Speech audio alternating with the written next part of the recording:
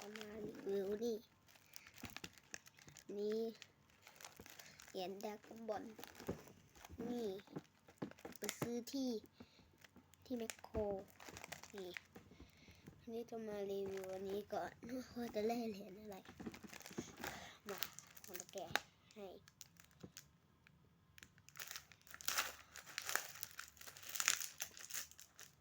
อุ้ยสีทองด้วยนี่อันนี้ไม่ใช่อันนี้ด้านหลังนะไม่ใช่หน้าปกได้ฟิเซอร์ล่างทั้งสองมั้งทั้งสองนี่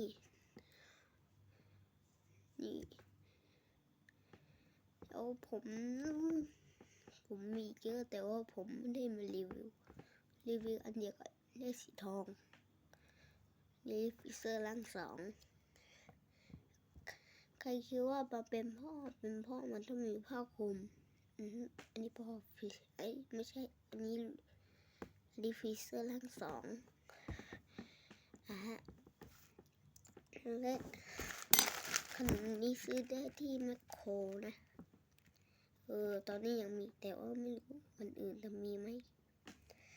สำหรับวันนี้แค่มารีวิวการ์ดนะนี่ขอตัวลาไปก่อนกด subscribe กดแชร์กดกระดิ่งและกดติดตามด้วยสำหรับนี้บ๊ายบาย